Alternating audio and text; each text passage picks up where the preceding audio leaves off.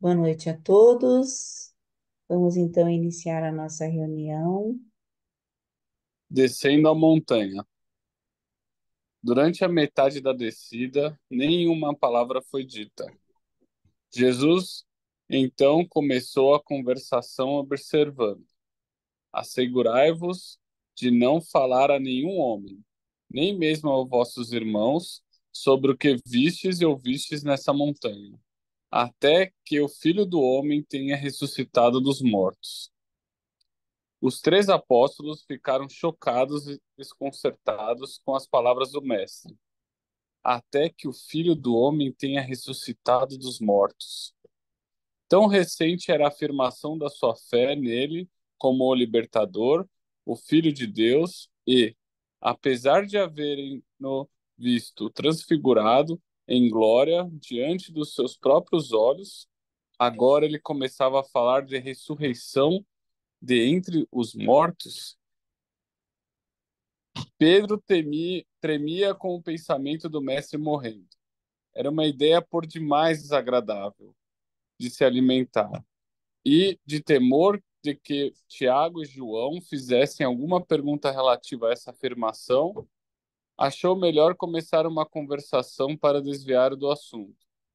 Mas, não sabendo sobre o que mais falar, deu expressão ao primeiro pensamento que veio à sua mente, que foi: Mestre, por que é que os escribas dizem que Elias deve vir antes que o Messias apareça?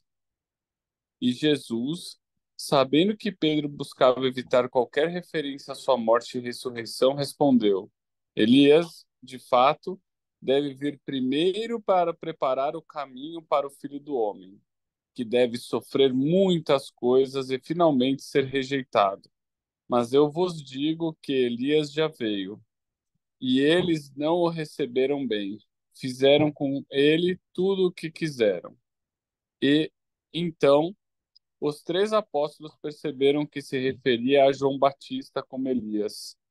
Jesus sabia que, já que eles insistiam em considerá-lo Messias, então era necessário que João fosse o Elias da profecia.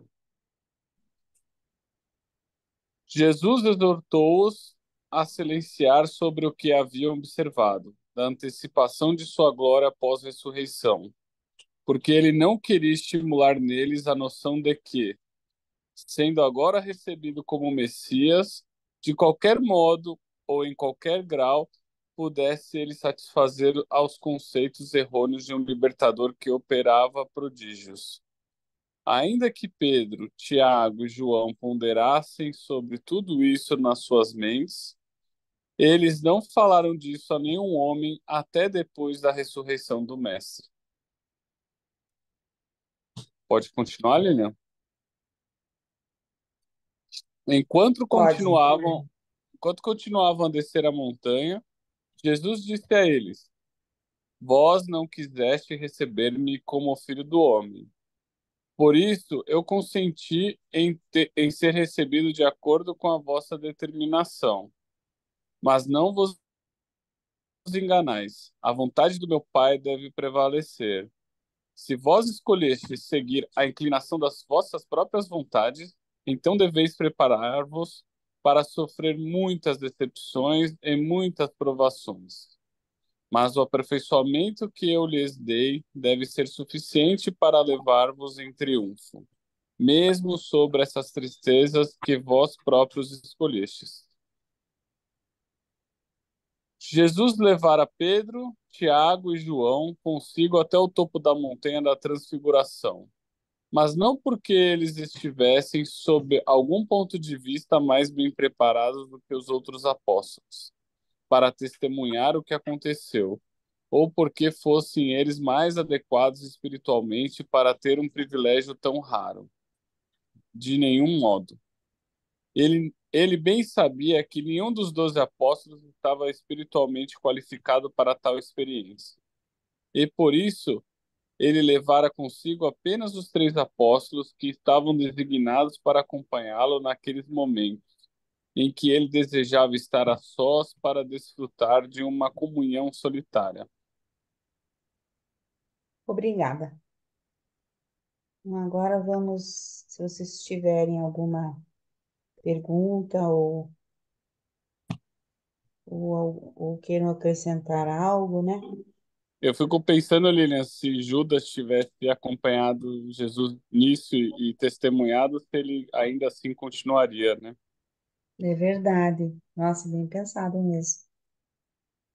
Quem sabe ele tivesse acreditado mais, né? A Hélio. Pode colocar na tela, por favor? Ô, Hélio, eu furei a fila, viu? Você demorou. Ah, Eu é. estava falando com o microfone desligado, mas eu Ah, preferi que tá. você falasse. Obrigado. Diga, Hélio. Pois o 2, por favor. Aqui. Pedro tremia, é isso? Dois, Isso, dois? esse mesmo. Então, a impressão que eu tive do estudo até agora é que os apóstolos tinham informações, por assim dizer, diferenciadas, para não dizer preferenciais, em relação ao povo judeu que ouvia Jesus em pregações públicas. E mesmo em relação aos discípulos, que era em número maior. Então, os 12 eram, no meu entendimento até agora, eram privilegiados. Digo isso como preâmbulo para tentar entender por que Pedro tremia com o pensamento do mestre morrendo. Eu imagino que Jesus já devia ter cantado a pedra que o destino final dele era exatamente este, de ter uma breve existência na companhia deles, e que as escrituras dos judeus, especialmente Isaías e um pouco de Daniel, que falava exatamente desses acontecimentos, era uma profecia relacionada à pessoa dele. Então, me parece estranho que os apóstolos e aqueles mais próximos, os três, tivessem esse tipo de sentimento, considerando a informação privilegiada. Mas o que me chamou a atenção na penúltima frase. Mas eu vos digo que Elias já veio e eles não o receberam bem. Fizeram, fizeram com ele tudo o que quiseram. Isso foi o que Jesus disse. E aí, e então os três apóstolos perceberam que ele se referia a João Batista como Elias. É muito estranho, porque aqui é como se falasse de reencarnação. E nós sabemos pelos textos anteriores que Jesus nunca fez apologia a favor da reencarnação. E esta frase, então, sugerindo que João Batista era a reencarnação de Elias, é motivo para reflexão sobre o real significado. Aí, na sequência, para encerrar esse parágrafo, Jesus sabia que, já que eles insistiam em considerá-lo o Messias, então era necessário que João fosse o Elias da profecia. Ora, Jesus ser considerado Messias não é o equivalente ao conceito de reencarnação, muito diferente de João ser o Elias. Na verdade, eu coloquei apenas como uma provocação. Eu poderia falar mais, mas eu acho que outros têm que ter oportunidade. Grato. Obrigada, Hélio. Mais alguém tem alguma colocação?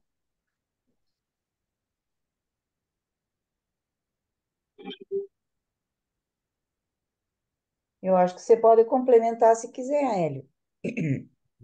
Então, põe o 4, por favor.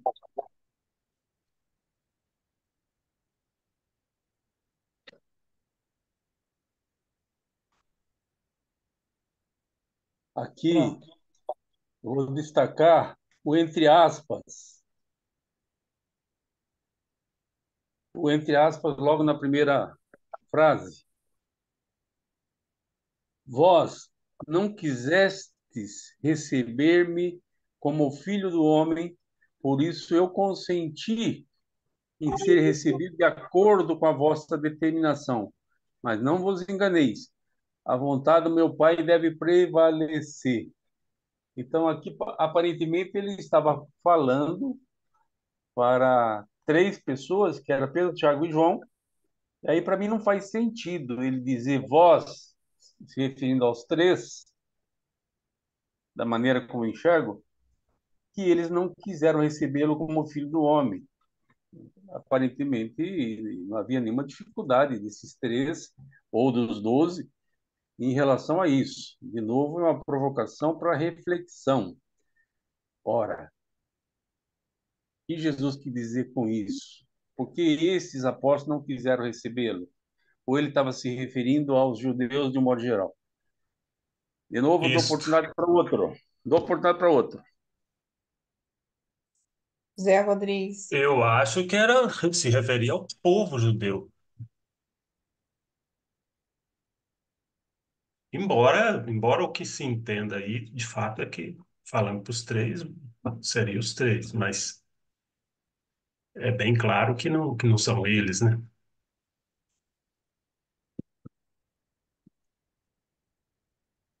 Mas Eu tenho eu mais a comentar. Sim. diga, Depois, se diga. quiser me devolver a palavra, depois de vocês falarem, eu fico por último. Tá. À vontade, por mim. Pode continuar, Eli. No parágrafo seguinte, o 5,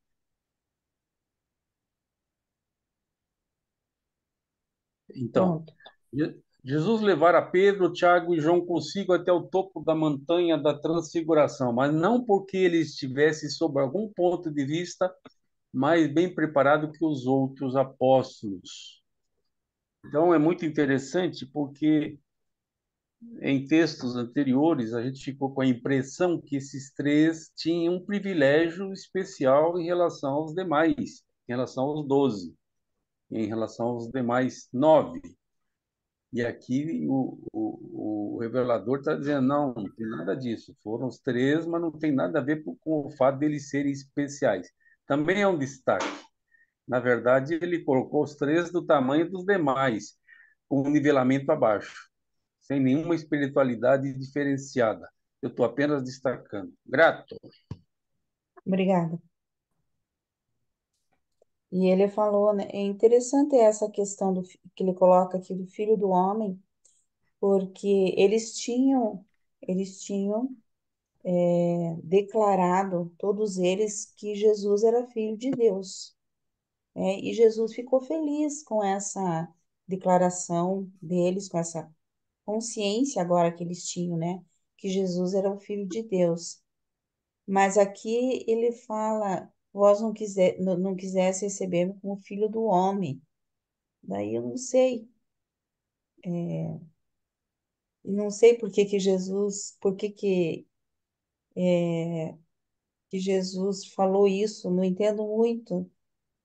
Quem sabe ele quis dizer que os apóstolos não queriam reconhecê-lo como um homem comum, vamos dizer assim, né? Não sei, ou como um ser humano, como todo outro ser, eles só consideravam Jesus por ser filho de Deus, por fazer os milagres que fez, vamos dizer assim, né? E também por ter acreditado nele como filho de Deus, mas não sei, acho que ele queria também que ele fosse recebido como um ser humano comum, quando ele fala filho do homem. Não sei se vocês têm essa mesma percepção. Roberto.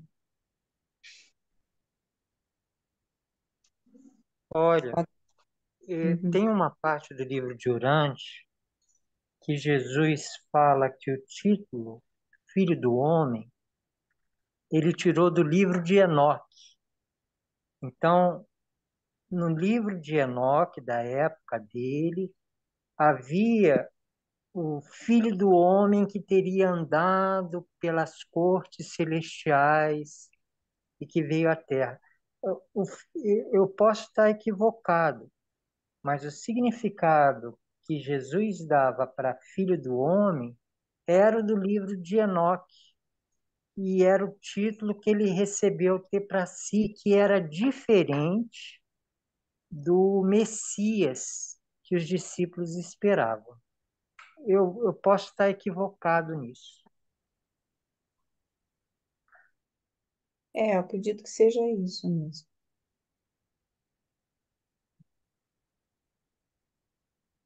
Eu vou continuar para ver então.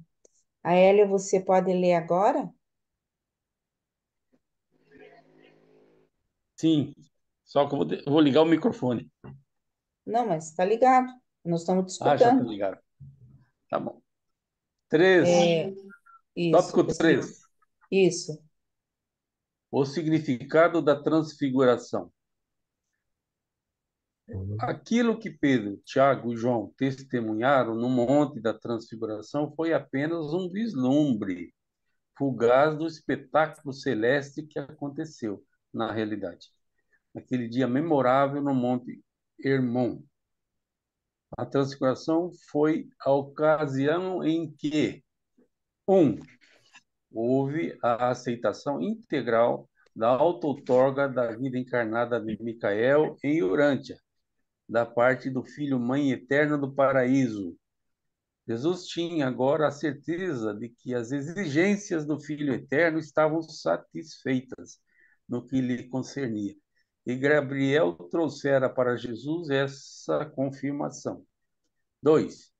Houve o testemunho de que, quanto às exigências do Espírito Infinito, todas estavam satisfeitas plenamente na outorga feita em Urântia, à semelhança da carne mortal.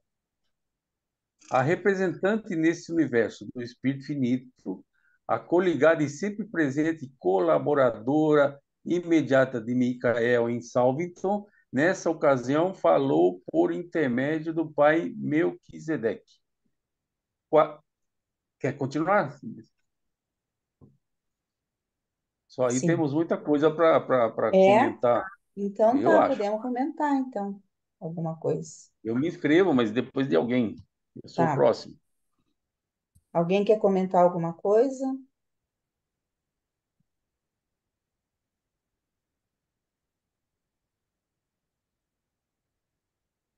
Aqui são os detalhes, né, do que eles conversaram lá na transfiguração de Jesus.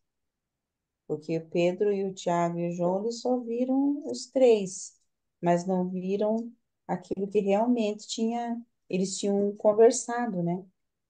E aqui traz os detalhes. Pronto, Eli, pode falar.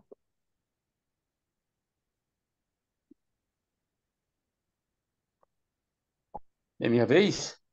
É, Pois então, mas aqui é importante que se diga, afinal, que transfiguração aconteceu? O que é transfiguração? Então, independentemente do significado da transfiguração, houve uma consequência imediata e ela está relacionada aqui, né? Então, quem quer falar sobre a transfiguração em si, que não está no texto que nós acabamos de ler? Tem alguém que quer falar da transfiguração em si? Eu sempre imaginei que é Jesus no estado, na fisionomia que ele é como Micael, né? Nesse momento, né? Eu sempre entendi dessa maneira, essa transfiguração. É, Pois então, existia lá, além dos três que estavam acompanhando, três apóstolos que estavam acompanhando a Jesus e que estavam observando-o, mas não com ele especificamente a metros, havia dois personagens supramortais. Quem eram esses dois personagens? era Gabriel e o pai Melquisedeque, né? Não, não era. Não? Vamos lá. A pergunta é aberta, é para todo mundo. Eu estou Não, falando de no texto transfiguração, era que é um evento Gabriel e o pai importante. Melquisedeque. No texto era Gabriel e o pai Melquisedeque, né, Hélio? De Então acordo com o vamos livro lá. de Eu, Urântia. eu falo no final. Pode ser? Não, pode falar. Bom, vamos lá. Eu pedi a palavra, eu vou continuar. Alguns entendem que a auto-outorga, e o próprio livro assim dizem alguns textos, que a outorga de Micael estava completa no seu batismo. No seu batismo. O batismo foi no início da atividade missionária. E aqui está falando praticamente para o fim da atividade missionária, às vésperas de ele ser aprisionado e morto. Então, já tem a primeira provocação. Afinal, ó, Micael tinha completado a sua auto-outorga no batismo mesmo, ele poderia ir embora, que já estava tudo certo, ele seria o soberano do universo local de Nébadon. É uma provocação. Fica aí a provocação, não vou responder.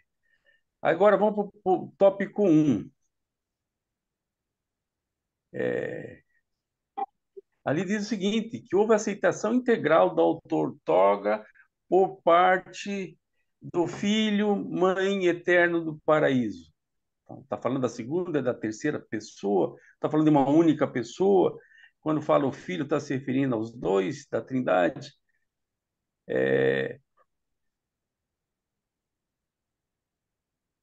Bom, e aqui diz, e Gabriel trouxera para Jesus essa confirmação. E aí a pergunta, Gabriel fez essa confirmação ali no Monte Hermon, quando da transfiguração? Essa é a pergunta. Na sequência, no verso, tá tudo na tela, né? Porque eu estou olhando aqui outra tela. Sim.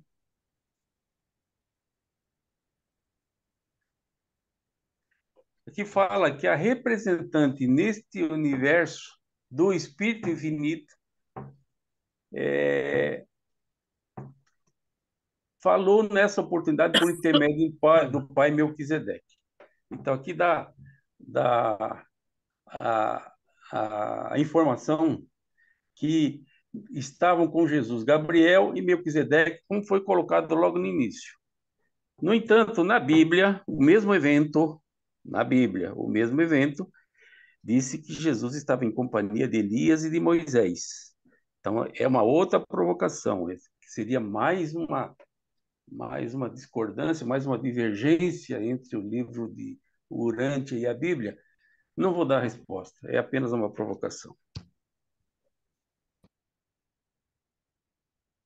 Então, ali eu entendi assim, Aelo, que eles vieram, né, para dizer, ó, o que você fez, a tua proposta de auto-outorga, tá?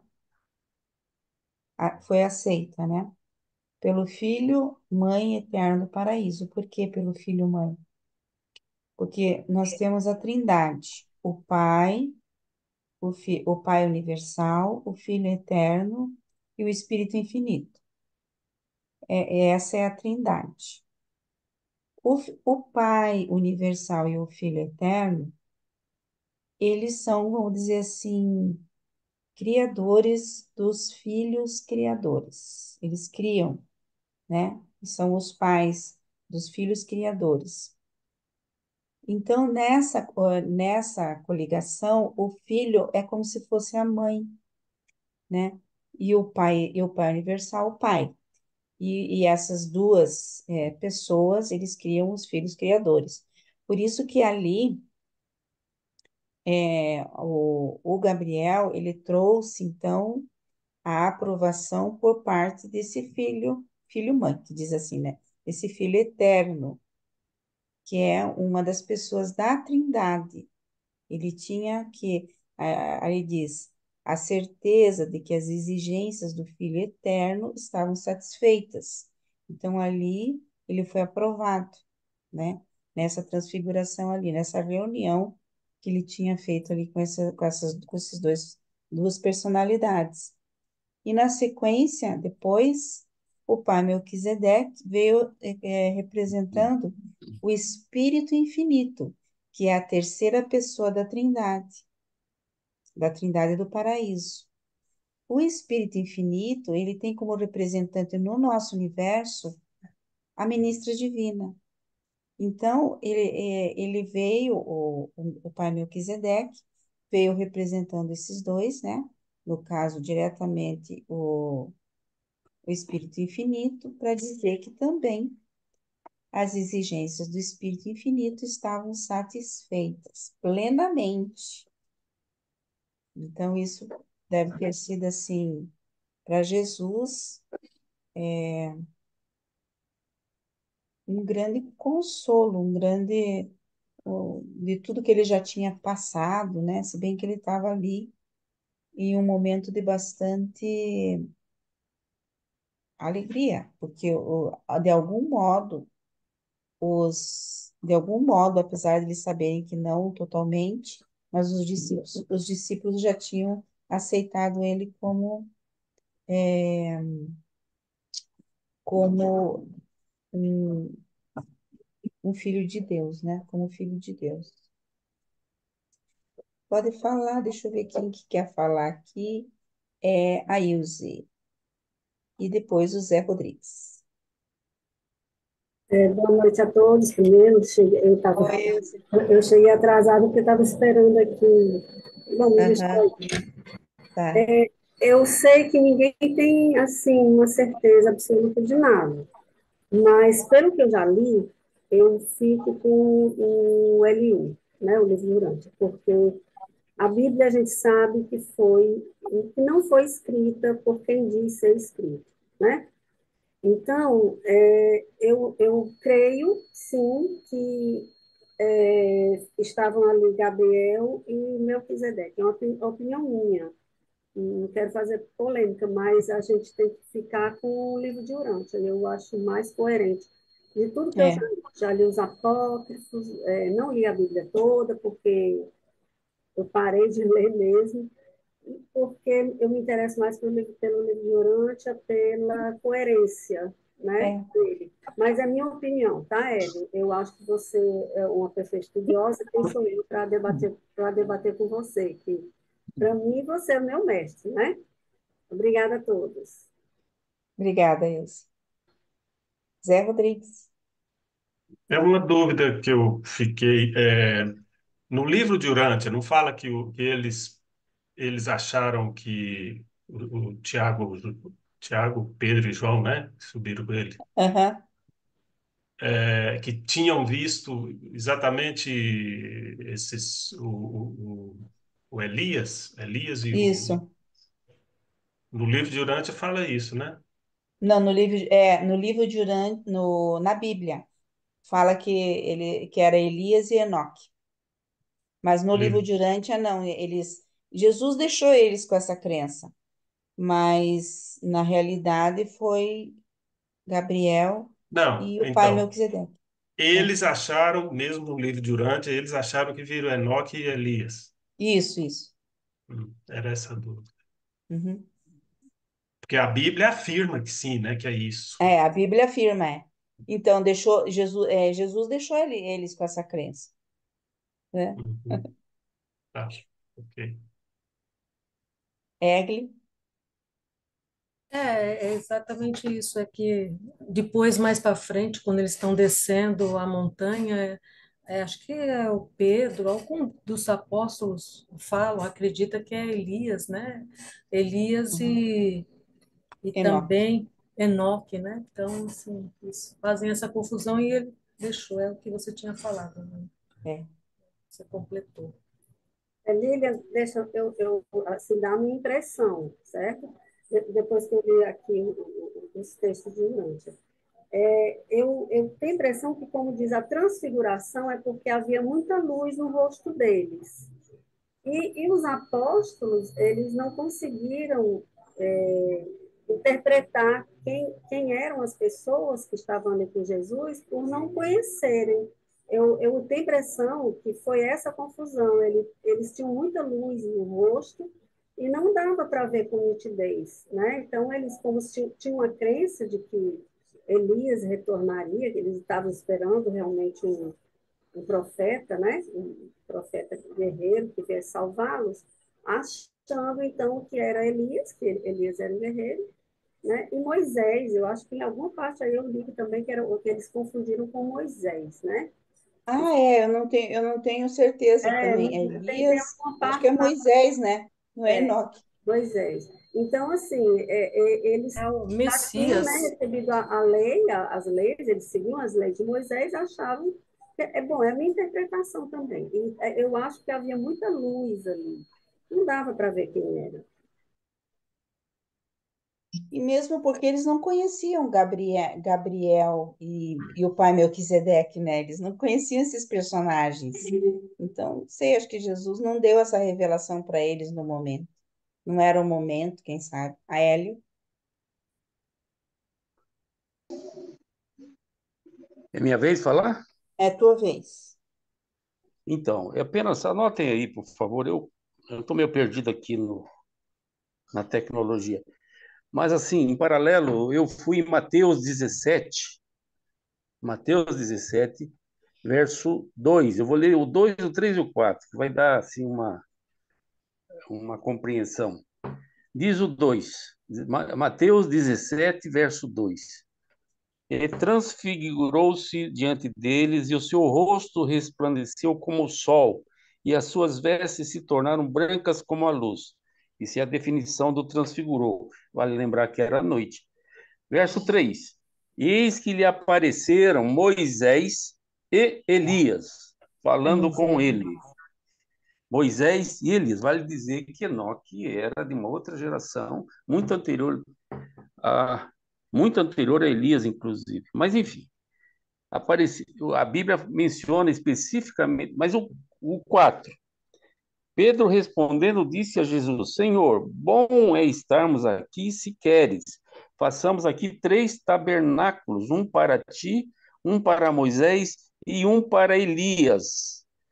Eu não quero estender essa polêmica, porque não é o propósito do estudo de hoje, mas de qualquer modo, o que nós acabamos de ler faz menção diferente, se é que nós estamos interpretando corretamente. Encerro. Obrigado. Obrigada. Mais alguém?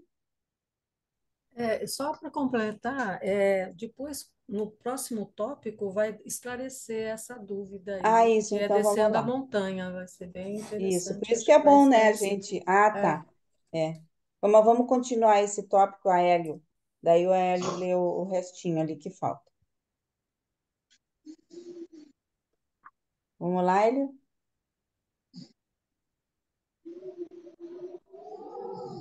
Como eu disse, eu me bato um pouquinho. Já voltei.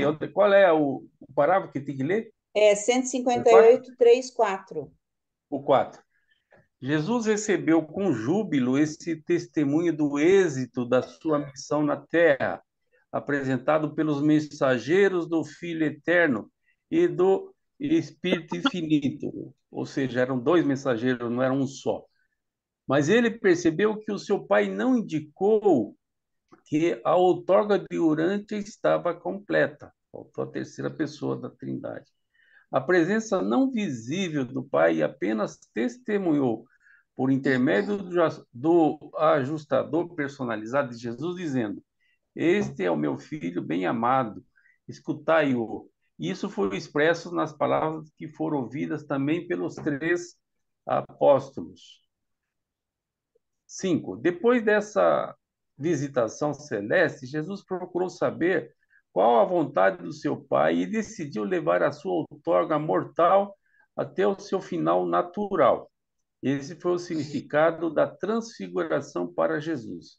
Para os 3 apóstolos, foi um acontecimento que marcava a entrada do Mestre na fase final da sua carreira terrena, como Filho de Deus e Filho do Homem. Veja que tem 2 conceitos aqui. Filho de Deus e filho do homem não é a mesma coisa, não são sinônimos. E a maior parte das pessoas fazem confusão danada sobre isso. 6. Depois da visitação formal de Gabriel e do pai Melquisedeque, Jesus manteve uma conversa informal com esses 2 filhos do seu ministério. comungando com eles no que dizia respeito aos assuntos do universo. Muito bem, palavra aberta para comentários, perguntas. Claudemir quer falar?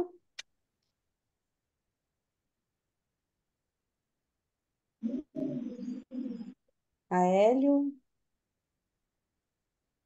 Pois então, aqui no verso 6, que é o último desse tópico 3, está muito claro, segundo o livro Durante, segundo os reveladores, que se tratava de Gabriel e do pai Melquisedeque, cada um representando uma das pessoas da Trindade, excetuando o pai. No caso, Gabriel representando o filho e o pai Melquisedeque representando a ministra divina. Então, é Então, eu destaco que a Bíblia ensina diferente. Então, nós já sabemos que a Bíblia tem, em relação durante algumas coisas diferentes. Então, a minha participação é apenas para chamar atenção para esta, não digo distorção, para essa diferença entre ensinamentos. Grato. Obrigada. Ilse? Primeiro, quero dizer que eu não tenho mais dúvidas que a Bíblia não é um livro que a gente deve se basear mais, né? Eu já não me Aham, baseava muito quando era católica e agora eu fico só com a parte dos evangelhos, né? tá. A gente estuda e compara e sabe, sabendo também que os evangelhos não foram escritos pelos evangelistas, né? Mas é o que temos. É, Essa é a única conexão que nós temos com o mestre. Então, assim, quando eu li a primeira parte, eu me lembrei agora da primeira parte do livro de Urântia, que ele fala dos filhos, né? Os filhos do paraíso. Essa parte mesmo, filho de Deus e filho do homem. Eu fiquei muito em dúvida, porque a gente sabe que o filho veio direto do pai, se é que eu não estou enganada, né? E aham. Mas Jesus, ele não veio direto do pai, ele veio do filho, né? Do filho com, eu não sei, da Jesus junção. não, Então, é o pai e o filho. é o pai e o filho. É Mas o pai e Jesus, o filho. do enlace, mas teve um enlace com a mãe divina, não? Não, Jesus, Jesus é o enlace do pai e do filho. tá certo. Tá. É. Então, eu também não entendo como é a Hélio, essa parte dele ser filho de Deus eu entendo, mas filho do homem. É porque ele nasceu por causa da auto-outorga dele, eu entendo assim. Sim, Então ele é sim. filho do homem, ele se considerava também um ser humano, né? Agora, A como parte humana de a Jesus. parte humana dele, isso, filho Entendi de Deus e agora. filho do homem. Porque nós temos que viver porque nós nascemos aqui, temos que trilhar esse caminho, né? Esse Entendi. caminho de até nos fusionarmos ao Espírito ajustador do pensamento. Então, Jesus veio e ele viveu realmente essa vida, não como Deus. Então, ele tem essa experiência de filho, de ser um ser humano, assim também como ser Deus. Mas ele viveu plenamente, ele é plenamente humano e plenamente Deus. E assim também nós vamos ser. Nós temos essa experiência e quando nós fusionarmos, nós vamos ter essas duas essências. Ser filhos, vamos dizer assim, durante, né? Seres humanos e também ser filhos de Deus. Nós vamos ter essa essência também. Chique no último, né? Agora ficou claro. Obrigada. Nada. Obrigada pela explicação. A Hélio. Por favor, colocar na tela o parágrafo 4.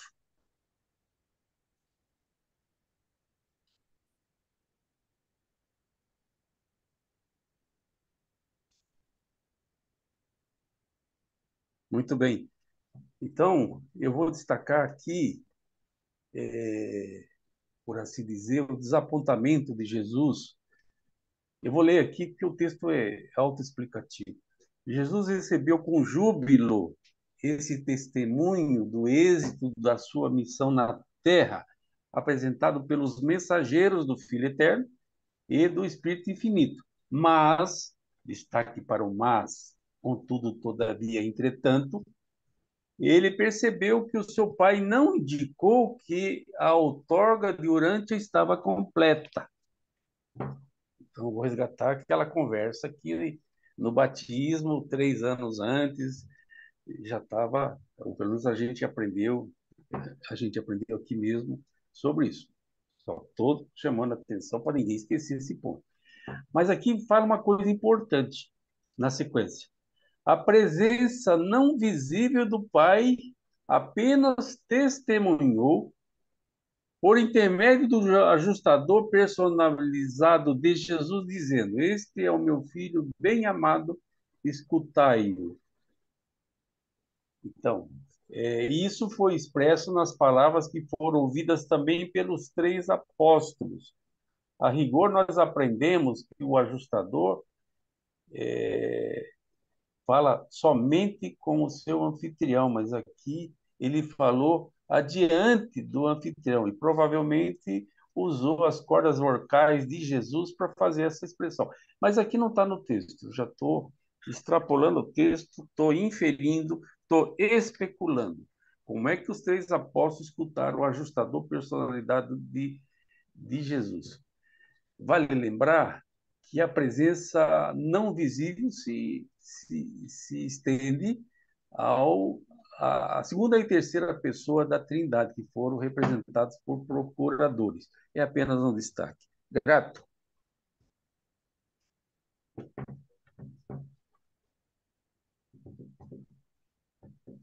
Aqui diz que foi o próprio ajustador que falou, né?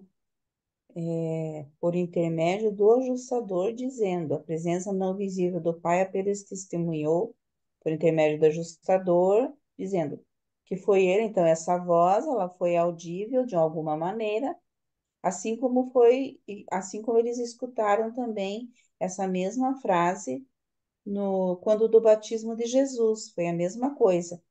Então, a impressão aqui que deu é que o Pai, da parte do Pai, ainda não estava completa a auto-outorga dele, né? Porque veio o ajustador, que representa o Pai universal, nesse caso, e falou: Esse é o meu filho bem amado, escutai-o. Então, quer dizer que ele tinha ainda alguma coisa para falar. E Jesus, então, procedeu dessa maneira, né? Ele poderia ali terminar a sua auto-outorga, mas lógico que ele iria fazer a vontade de Deus e iria continuar a viver a sua vida e morrer como qualquer ser humano.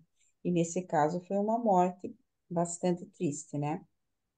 Porque daí aqui, ó, depois dessa visitação, Jesus procurou saber qual a vontade de seu pai e decidiu levar a sua outorga mortal até o final natural. Então, aqui a vontade de Deus era que ele vivesse mais, que ele tivesse mais experiência, ele falasse mais, né, aos seus apóstolos para convencê-los de alguma maneira de toda a realidade do reino. E, e depois achei interessante também que ele fala que depois que Gabriel e o pai Melquisedeque apareceram, né? Depois dessa conversa, disseram, olha, de acordo com o Filho e com o Espírito Infinito, a tua outorga já está aprovada. E depois disso, e depois de escutar também o que o ajustador falou por parte do pai, né?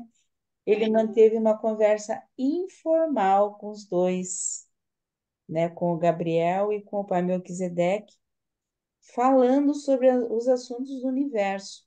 Então, ele já tinha quando ele subia a montanha, muitas vezes ele ia falar com essas autoridades, né, com esses seres espirituais, para resolver coisas do universo, porque ele já sabia que ele era o criador desse universo. Imagine, né? Ele resolvia as coisas do universo e, ao mesmo tempo, vivia a vida aqui.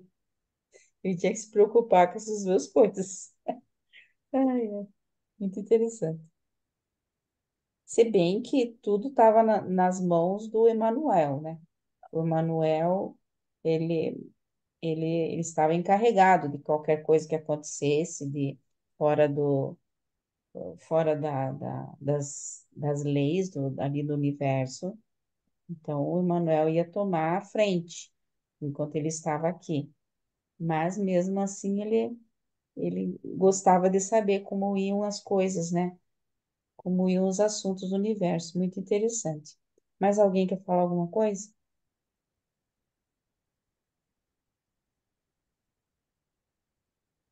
Então vamos para o próximo. Então o próximo agora é Cristiane. Quer ler, Cristiane? Vou ler. O jovem epilético. Jesus e seus companheiros chegaram no acampamento dos apóstolos na terça-feira de manhã, pouco antes da hora do repasto matinal.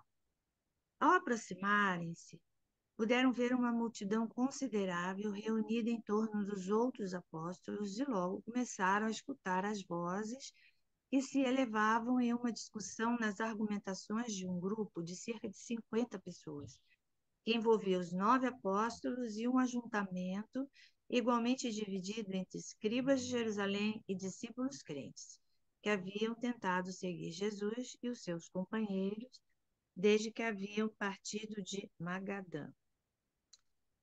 Embora a multidão se dividisse em várias discussões, a divergência principal era sobre um certo cidadão de Tiberíades que havia chegado no dia anterior à procura de Jesus. Esse homem, Tiago de Safede, tinha um filho com a idade aproximada de 14 anos, um filho único que estava sendo gravemente afligido pela epilepsia. Além dessa doença nervosa, esse rapaz estava possuído por uma dessas criaturas intermediárias rebeldes, errantes e malevolamente brincalhonas, e sem controle, que estava ainda presente na terra, de modo que o jovem era tanto epilético quanto possuído por um demônio. Durante quase 2 semanas, o pai ansioso, um oficial subalterno de Herodes Antipas, tinha percorrido as fronteiras ocidentais dos domínios de Filipe, procurando Jesus para suplicar-lhe que curasse o seu filho afligido. E ele só encontrou o grupo apostólico por volta das 12 horas desse dia, em que Jesus esteve na montanha com os 3 apóstolos. Os 9 apóstolos ficaram bastante surpresos e consideravelmente perturbados quando esse homem, acompanhado por cerca de mais de 40 pessoas que estavam procurando por Jesus, aproximou-se subitamente deles. Com a chegada desse grupo, os 9 apóstolos, ou pelo menos a maioria deles, tinham sucumbido à sua antiga tentação de discutir sobre quem seria o maior no reino vindouro. E estavam discutindo acirradamente sobre as prováveis posições que seriam dadas a cada apóstolo individualmente. E simplesmente não podiam livrar-se totalmente de uma ideia tão longamente alimentada sobre a missão material do Messias. E agora que o próprio Jesus havia aceitado a confissão deles de que era ele realmente o libertador, ao menos o fato da sua divindade ele admitira. Seria muito natural que durante esse período de separação do mestre, eles conversassem sobre as esperanças e ambições tão preponderantes nos seus corações. E mal haviam eles começado a discutir quando Tiago de Safede e seus acompanhantes aproximaram-se à procura de Jesus. André levantou-se para saudar esse pai e seu filho, dizendo: A quem procurais? E Tiago disse: Meu bom homem, procuro o vosso mestre. Busco a procura para o meu filho doente. Gostaria que Jesus expulsasse o diabo que está possuindo o meu filho. E então o pai continuou a relatar aos apóstolos que o seu filho estava tão doente que por várias vezes havia quase perdido a própria vida em consequência desses ataques malignos. Enquanto os apóstolos escutavam, Simão Zelote e Judas Iscariotes adiantaram-se até o pai, dizendo: podemos curá-lo. Não necessitais esperar pelo retorno do Mestre. Somos embaixadores do reino. Não mais temos de manter sigilo sobre essas coisas. Jesus é o libertador, e as chaves do reino foram entregues a nós. Nesse momento, André e Tomé estavam conversando de um lado. Natanael e os outros olhavam a cena, pasmos. Estavam horrorizados com a audácia súbita, se não a presunção, de Simão e Judas. Então, o pai disse: Se foi dado a vós fazer esses trabalhos, eu oro para que vós digais as palavras que irão livrar o meu filho dessa escravidão. Simão deu um passo adiante, colocando a sua mão na cabeça do garoto, então olhou diretamente Atendimento domiciliar alta de... e comandou: Sai dele, espírito sujo, em nome de Jesus, obedece-me. Mas o garoto apenas teve mais um violento ataque, enquanto os escribas zombavam dos apóstolos com desprezo. E os crentes decepcionados sofriam os sarcasmos desses críticos pouco amigáveis. André ficou profundamente triste com todo esse esforço equivocado e com o fracasso lamentável. Chamou os apóstolos à parte para uma conversa e uma oração. Depois de uma meditação, sentindo um remorso agudo pela derrota e percebendo a humilhação que parava sobre todos eles, André procurou, em uma segunda tentativa, expulsar o demônio, mas apenas mais um fracasso coroou seus esforços. André confessou francamente a derrota e pediu ao pai que permanecesse com eles durante aquela noite ou até o retorno de Jesus, dizendo: Talvez esse tipo de demônio não saia, a não ser pela ordem pessoal do Mestre. E assim, enquanto Jesus descia a montanha com Pedro, Tiago e João, bastante exuberantes e elevados, os seus 9 irmãos estavam tomados mais ainda pela insônia, debatendo-se na confusão e no abatimento da humilhação. Formavam um grupo deprimido e desiludido, mas Tiago de Safed não desistia. Ainda que não pudessem dar a ele nenhuma ideia de quando Jesus retornaria, ele decidiu permanecer ali até que o mestre voltasse. Obrigada, Cristiane. Obrigada. Algum comentário, pessoal?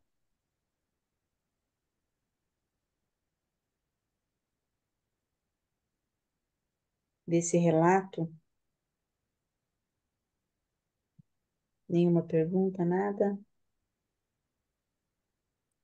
Esse Tiago de Safed é o próprio Tiago? Não, ele era, ali de acordo com o texto, ele era do governo ali, um dos soldados de Herodes. Ah, Mas ele tinha, é ele que tinha o filho com um problema, né, de epilepsia e ao mesmo tempo ele estava possuído de um demônio. E naquela época, gente, realmente as mentes mais fracas, né, elas, infelizmente, algumas tinham essa possessão que eles chamavam demoníacas, que eram esses seres intermediários rebeldes, né? Aqueles que estavam aí e eles faziam grandes estragos mesmo nas pessoas, né? Usavam as pessoas mais fracas assim para atrapalhar, né? Toda a ascensão, né? E atrapalhar a vida das pessoas.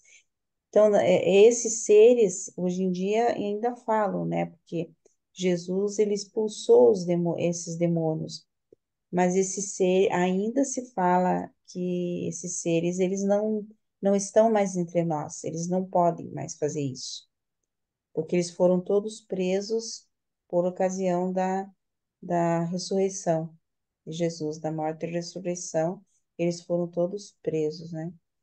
Então, a gente não, hoje em dia eles não atacam mais. Mas as igrejas ainda acham que são eles.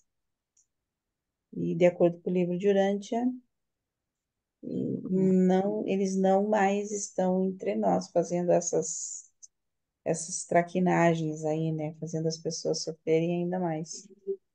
Tiane, pode falar. Ô, Lilian, a gente pode entender que esses seres intermediários do mal, digamos assim, não estão mais entre nós, certo? Isso, E os do bem estão. os do bem estão.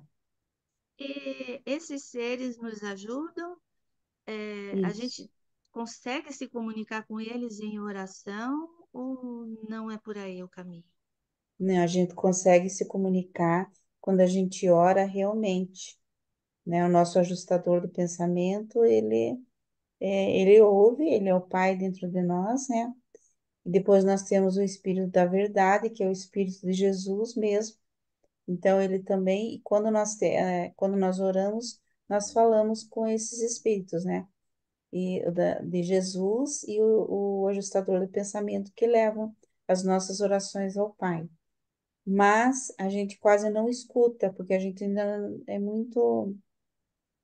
Quem sabe tem algumas pessoas dizem que escutam, né? Alguma resposta, alguma coisa. Pode ser que a gente até tenha, assim, mas eles sempre estão, nós podemos falar com eles sempre. Mas escutar é escutar uma resposta clara, assim, como se fosse uma voz falando na nossa cabeça, né? Olha, faça isso, faça aquilo, é que é mais difícil. A gente não consegue escutar. O que a gente consegue é encontrar soluções para os nossos problemas, muitas vezes. E a gente acha que, não. Às vezes você vai dormir com um problema, faz uma oração, entrega para Deus, como diz outro, né? E o espírito, o ajustador do pensamento, ele nos dá as respostas.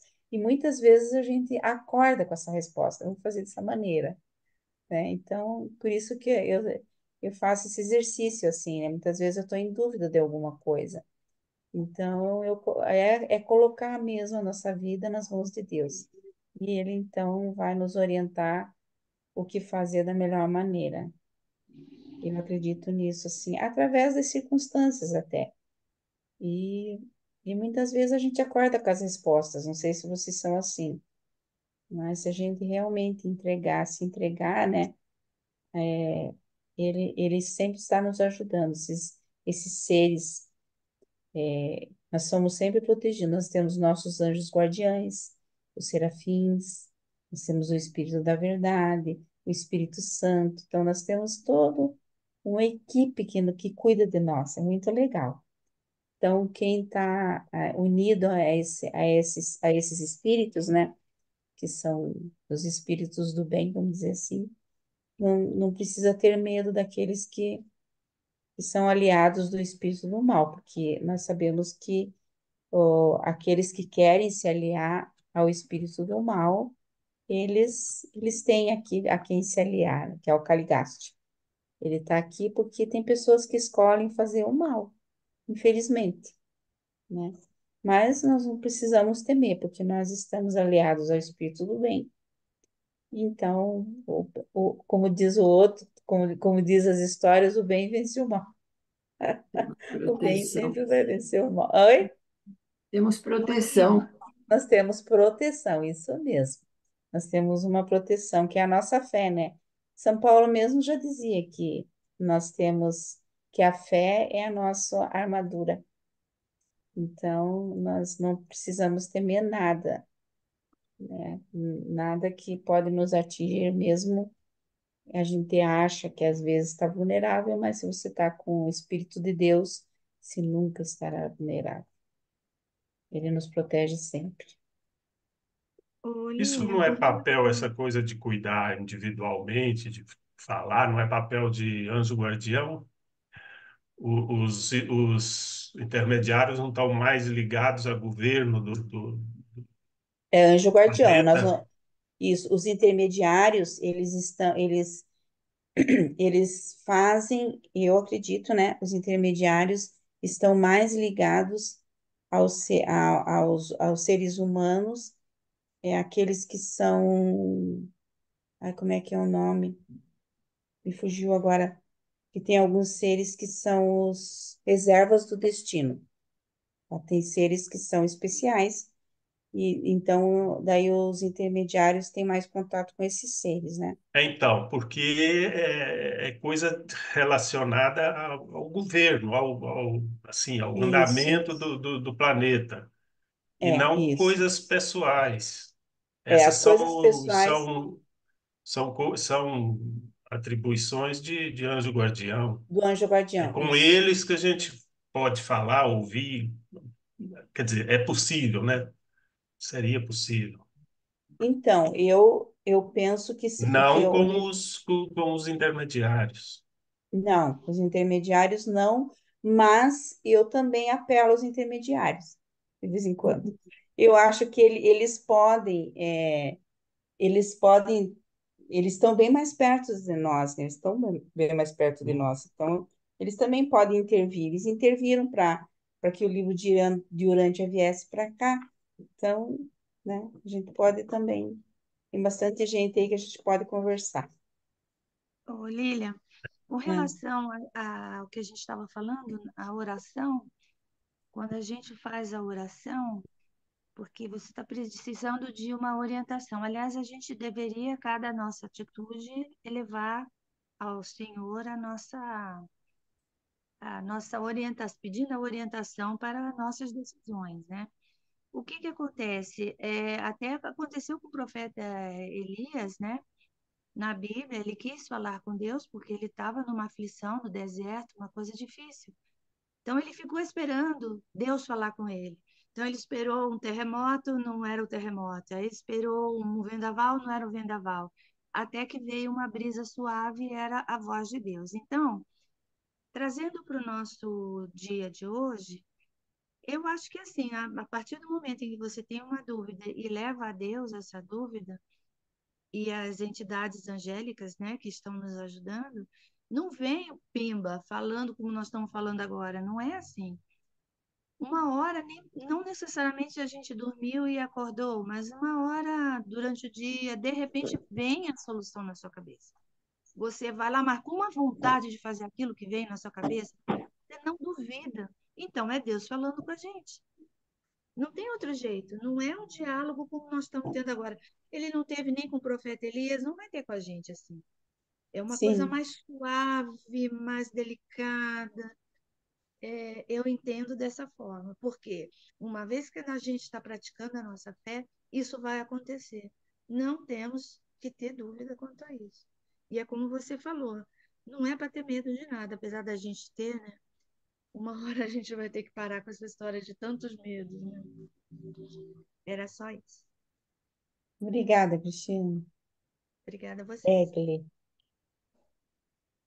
Eu acho que é através da intuição que a gente recebe a informação É. dos seres que nos assistem, né? Assim, mas eu queria comentar assim, um pouco da minha experiência, que eu atribuo a minha leitura do livro de Urântia relacionado aos seres intermediários, né? Como um empurrão à leitura, porque eu durante muitos anos eu assim tinha como um sinal um número, né, que era 1111 o tempo todo, 1111 em muitos lugares eu via 1111.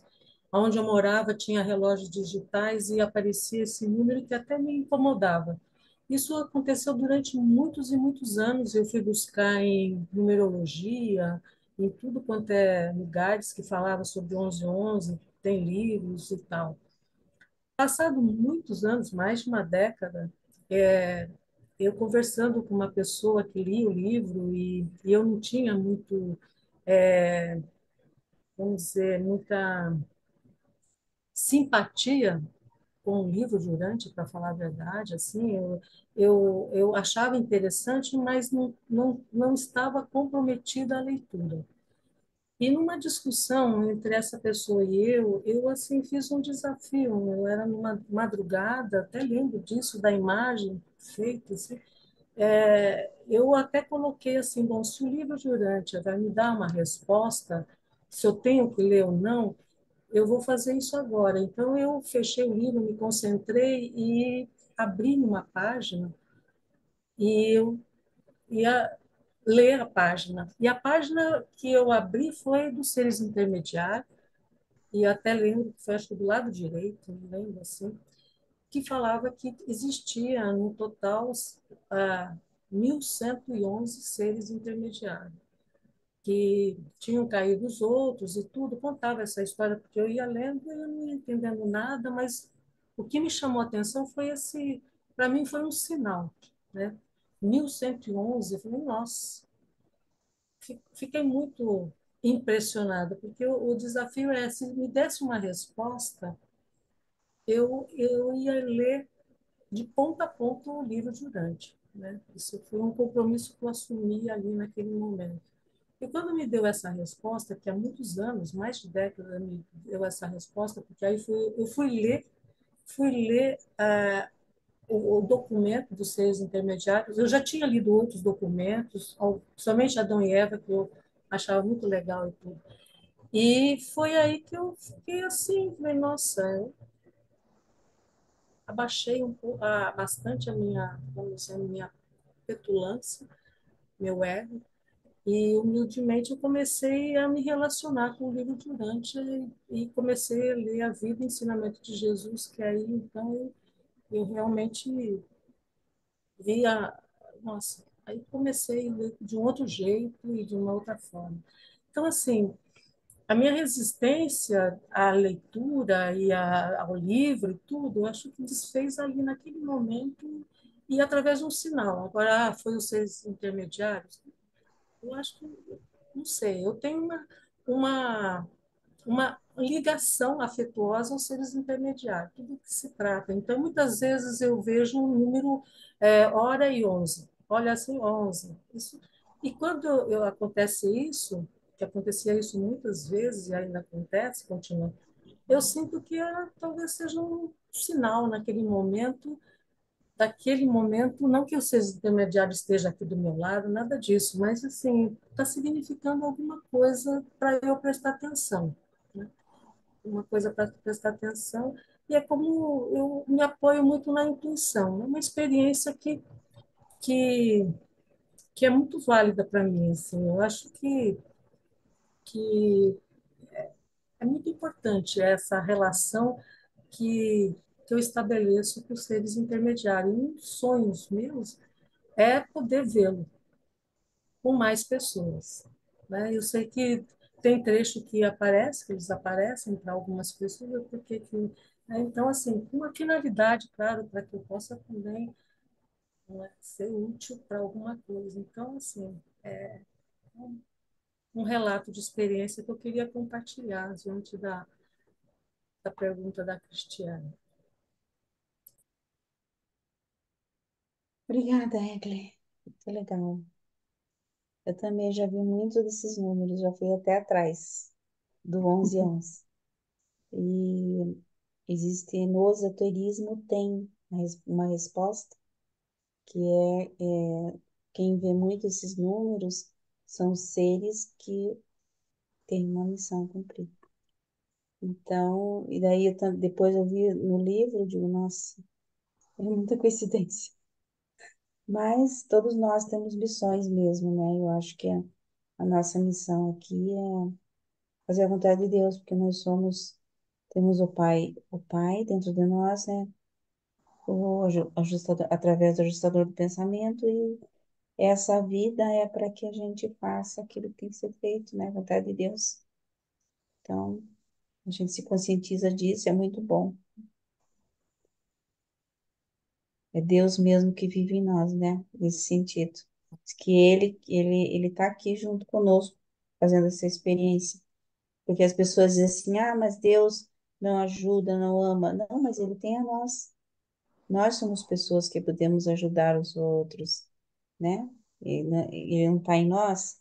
Então, através de nós, a gente ajuda, a gente ama. É isso que Ele quer. É a fraternidade. E através, só para completar, né, e Sim. através do livro, da leitura, a gente vai vendo quanto de assistência espiritual nós temos, né? Os serafins, o Espírito da Verdade, o ajustador do Sim. pensamento, os seres intermediários. Então, assim, eu acho que eu era uma pessoa, e ainda sou, mas assim, comparativamente, extremamente medrosa. Extremamente Aham. medrosa em tudo, pânico em tudo. Mas, olha, eu acho que o livro Jurante vem me ajudando muito. Quando eu fico no medo, eu penso, não, não dá mais para eu ficar segurando o medo. Tenho que Sim. confiar mais nessa assistência espiritual que a gente tem e confiar mais. Então, não tenho É nada a temer a verdade. não ser o medo. Então, eu vou parar com isso, porque realmente é a finalidade do aprendizado que a gente tem que É, ter, né? É sim, confiança, fé. verdade. Angele. Então, por exemplo, eu procuro, assim, me comunicar muito com Deus, primeiro, né? E com o meu anjo da guarda, converso bastante, e com o ajustador do pensamento.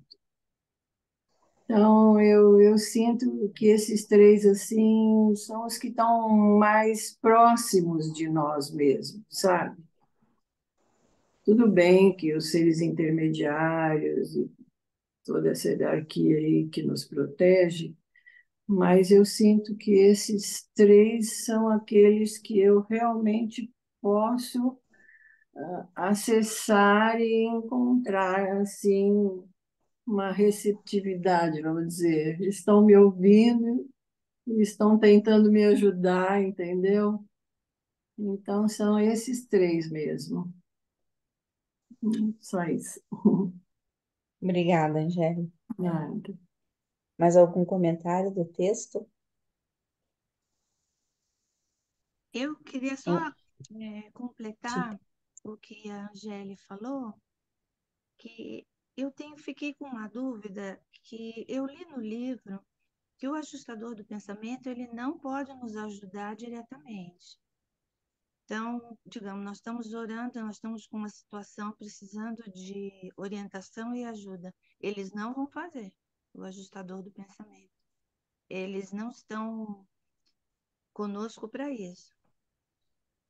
Foi o que eu li no É, livro. Agora, eu não mas, sei é, qual foi mas o documento. a impressão que Eu, eu tenho é que eles não podem fazer por nós, claro, não podem nos ajudar, mas eles podem nos intuir, né? Eles podem, assim, não nos assuntos do mundo, é só assuntos espirituais. Eles estão nos ah, intuindo tá, para a gente fazer. Quando eu achar, eu vou procurar, aí eu trago no nosso próximo encontro. Isso, tá tá Que ótimo. tem bom. realmente ali está dito. Eu acho que é naquele documento que analisa bastante o ajustador do pensamento. Uhum, Então, eles não vão nos ajudar nas coisas do mundo. uhum. Então, agora eu não sei se são os anjos. É por isso O que eu perguntei das ajustador. criaturas intermediárias. Que nem a Egli falou, esse 11 horas e 11 minutos também é uma coisa que acontece muito comigo. E quando acontecer de novo, eu vou pensar neles, nos seres intermediários. Não É, custa, não não custa custa. nada. Você É. sabe que eu acredito que eles trabalham em uníssono. E quem comanda, lógico, deve ser o ajustador do pensamento. Porque eles devem. E o que eu entendi do livro, né, até agora, foi que o ajustador ele coloca desafios para nós, inclusive. Porque ele quer a nossa evolução, né? A Isso. nossa evolução cada vez mais, que a gente evolua. Então, a gente vai evoluir tendo desafios, sabe? A gente só vai evoluir através dos desafios. E ele, então, programa, assim, umas coisinhas para que a gente, para provar a nossa fé, muitas vezes. Coisinhas leves, por favor, né? Oi? Que sejam coisinhas leves, por favor, né? Eu não E às vezes sei, é o que ficar a gente acalmada. precisa, é o que a gente precisa para evoluir. A gente nunca vai estar assim, num patamar, agora eu estou sossegado. ai, que bom, que alegria e tô sossegada. Porque daí a gente não evolui, né? Daí quando a gente acha um problema, a gente encontra um problema, a gente tende a resolver aquele problema. Então é interessante, é uma metodologia assim que não porque se fosse, se a gente ficasse num patamar só e não tivesse um empurrãozinho para evoluir, né? Então a gente ia ficar ali, né, estagnado naquele. Ah, não, olha, você tem que aprender mais coisa. Então vamos colocar mais um desafio, para não dizer problema, né? E daí vamos ver como é que você resolve nessa situação. Mas tudo para a gente evoluir. Nada que não quer. E nada que também. Eu acredito que é aquela história de que Deus dá o frio conforme o cobertor, né? Então, eu acho que seja verdadeiro. Ele não vai dar nada que a gente não possa resolver, né? Vai dar dentro dos nossos limites, acredito eu. Queria falar mais alguma coisinha, Egli? Até ah, Diga, Egli. tem assim, no, em qualquer diversidade, tem uma frase, né, de Napoleão Hill, que é uma pessoa assim que eu admiro bastante, que ele fala em cada, que faz lembrar muito isso que você está falando, né? Que é assim, a diversidade, cada desafio que nós temos, problema, sempre tem uma semente de benefício de igual estatura, né? Então, é bem isso mesmo. Então, Aprendizado. assim, os desafios servem mesmo, qualquer problema serve para nós nos aperfeiçoarmos, né? E eu acredito, Cristiane, que, né, assim, eu faço meditação todos os dias com a intenção clara e objetiva de fazer uma amizade com o ajustador de pensamento, entende? Então, eu peço sinal, sempre sou assim. E eu sinto que muitas vezes, às vezes coisas inusitadas que eu não esperava e acontece, eu falei, nossa, é o sinal do ajustador. É uma comunicação através da intuição que ajuda a nos orientarmos para algo que às vezes, são desafios e está dando uma sinalização do caminho que a gente pode escolher fazer, né? Então, eu Sim. acredito muito na ajuda do ajustador também, não que não tenha também do anjo, né, dos seres intermediários, mas o ajustador, ele está aí para te ajudar mesmo, né? Mas A está escrito no livro. aperfeiçoar. Não, ele não ajuda nas coisas do mundo. Está escrito no livro. Então, quem ajuda aqui, que coloca as ideias, porque ninguém tira o teu problema, né? Porque você precisa dele para evoluir. Mas, na verdade, quem te ajuda nessa trajetória? Eu acho que não é o ajustador. É. Eu não Pode posso ser os falar. 7 ajudantes da mente também, através, eu Mas não os sei. 7 ajudantes, eles só te dão aquela certeza da adoração, né? Coisas mesmo da gente. Agora, eu não entendo que sejam eles que ajudam, não. Quem ajuda? Eu tô com essa dúvida, é verdade, eu não sei. Que ajuda, Eu, ajuda. Isso eu, não. eu A Bíblia sinto, traz quem ajuda, né? Tem. Sim. Mas quem? Eu não sei. Só respondendo a Cristiane, eu penso que é o nosso time de anjo da guarda que tem essa incumbência de nos auxiliar, que estão mais próximos de nós, né? É lógico que eles devem ter comunicação com o ajustador, e, entende? Eu acho que é o nosso anjo da guarda mesmo. Eu já tive até, tipo assim, provas. É pretensão da minha parte falar, mas sempre que eu peço é com eles que eu penso que é eles que nos auxiliam mesmo. Muito obrigada. Obrigada, Ivani. Angélica. então, eu penso assim, o próprio nome ajustador, a impressão que eu tenho do ajustador é que ele me tira dos pares de apóstolos, que ele me leva para o centro, que ele me ajusta, que ele me mostra o caminho, que ele me auxilia. Agora, eu só não sei se é só no plano espiritual, É, mas ele me ajudando no plano espiritual, isso. eu acho que isso é o suficiente, porque é no plano assim espiritual é que eu vou ter forças para enfrentar os problemas materiais do mundo. Então, se for no plano espiritual, que bom também, que ótimo, né? Eu acho que é o mais importante mesmo, para que nós adquiramos força para enfrentar os problemas, vamos dizer, do mundo. Mas a própria palavra ajustador, a impressão que me dá é que ele me tira daquelas dúvidas, sabe? Daquilo, será que é assim ou é assado? Aí ele Uhum, vai ajustando, né? Até ele me mostrar o caminho. sim, E se for no plano espiritual, aleluia, melhor. Porque é esse plano que vai me dar força, né? aham, Que Jesus falou para a gente buscar primeiro o reino, ou seja, ter o Sim, foco no plano espiritual, não no sim, material. sim, Tudo mais será acrescentado. Não é que vai cair do céu, né? Nós vamos ter condições de resolver, ter sim. calma, ter ajuda. Aparece sempre alguém para te ajudar, porque você está buscando o reino primeiro, né? Eu penso isso, assim. Então, é buscar essa fusão com o ajustador. É ter essa certeza de que seria bom se acontecesse enquanto a gente está aqui nesse plano, né? Ia ser é, ótimo, né? Mas não importa, que seja na evolução daqui para frente, né? Uma hora vai acontecer porque a gente quer isso, né? sim, O importante é que estamos aqui, não numa TV, né? Perdendo nosso Pois tempo com é, outras coisas que não levam a é nada. Então, verdade, estamos a caminho. Se e vamos ou não, estamos, mas pelo faz menos parte. estamos buscando. E é, o verbo querer e saber é muito forte, né? é, Queremos e vamos buscar a sabedoria. Então, o importante é isso, né? Não sim, é o nível que a gente possa estar. O importante é perseverar, né? É estar sim.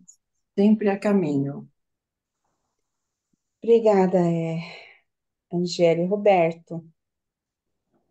Olá, boa noite, pessoal. Boa Que alegria noite. participar desse encontro com tantos testemunhos nesse assunto tão querido e tão importante para cada um de nós. Eu queria abordar três aspectos dessa questão de comunhão e usufruto do guiamento do divino em nós. O primeiro é uma descrição das personalidades que nos guardam, a começar lá em cima dos anjos da guarda. As criaturas intermediárias, elas são ditas como intermediárias entre o humano, os filhos materiais e os anjos da guarda. Então tem uma parte do livro de Urântia que diz que é assim, ó, tem os serafins guardiões, aí tem os querubins, aí tem as criaturas intermediárias, primárias, e aí as mais próximas da gente é as criaturas intermediárias secundárias. Então, essa descrição revela as personalidades supra-humanas em ordem de proximidade. A outra parte do livro de Urântia, ela fala das influências espirituais no ser humano. E aí ele lista 7 influências. O ajustador é a presença do Pai universal, do Espírito do Pai individualizado em cada um de nós. Mas aí tem também, eu acho que é o documento que fala de Pentecoste, do Espírito da Verdade, fala que há também a presença do Espírito do Filho Eterno e do Espírito Infinito, que Cristo Miguel é quem nos propicia a dádiva do Espírito da Verdade. A ministra divina é o Espírito Santo, e ela também nos outorga os 7 espíritos ajudantes da mente. E, por fim, tem o nosso espírito com um novo nome, que é a combinação dessas influências espirituais. Mas isso é o que diz o livro de Urante, das influências espirituais no ser humano e das personalidades guardiões que que estão próximas de nós. Agora, a minha experiência pessoal tem muito a ver com o progresso descrito no documento 110, que fala no progresso nos 7 círculos psíquicos, e diz que quando a gente chegar no círculo psíquico mais interno, a gente vai conseguir conversar com o nosso ajustador do pensamento, como a gente conversa uns com os outros aqui. E que essa conquista dos 7 ciclos psíquicos, isso que eu estou falando pode levar cada um de vocês a ir ler esse tópico no documento 107, ele diz que é a maior aproximação possível da nossa mente humana com um divino ajustador do pensamento. Então, eu acho que esse nosso progresso é crescentemente isso. Até que é descrito que quando a gente alcança o primeiro círculo psíquico mais interno, a gente vai poder conversar com o ajustador do pensamento.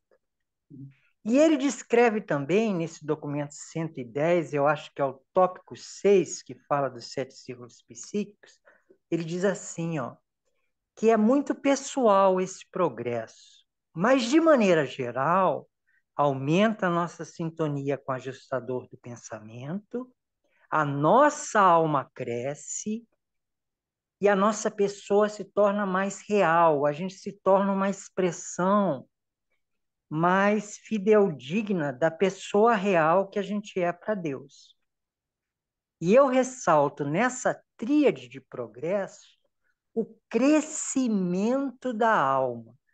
Eu não sei qual é o entendimento experiencial que vocês têm da própria alma, mas em mim eu noto que há uma razão humana. Eu sinto a minha mente quando eu estou raciocinando, quando eu estou realizando um esforço intelectual para decidir a respeito de uma questão.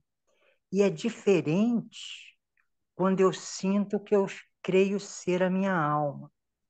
A alma e a realidade espiritual, para mim, ela vem muito mais como uma presença de espírito. É algo além das palavras e dos raciocínios da minha mente.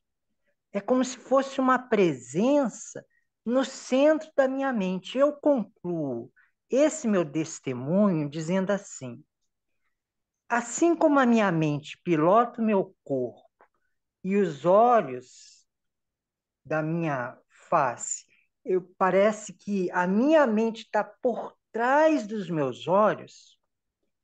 Quando eu sinto a minha alma, é como se ela fosse um olho do espírito por trás da minha mente, assim como a minha mente está por trás da minha cabeça. Então eu sinto o meu corpo envolvendo a minha mente e eu sinto a minha alma sendo envolvida pela minha mente. E assim como com o olho da carne, eu não consigo olhar para dentro da minha mente, com o olho da mente, eu não consigo olhar diretamente para a minha alma, nem para o meu espírito, mas eu sinto a presença de um centro guiador, que totaliza a minha mente e me dá uma intuição do caminho a seguir. Eu, essa é a minha melhor descrição do meu sentimento da presença de espírito. E é uma coisa maravilhosa, porque é como se ele preenchesse de dentro para fora todos os recantos da minha mente, do meu corpo. É tudo, é um amor perfeito, e profundo do Pai. Essa é a descrição de Jesus Cristo. O amor perfeito e profundo do Pai. Obrigada, Roberto. Muito obrigada. Vamos continuar então com a nossa leitura para ver como que Jesus curou o epilético.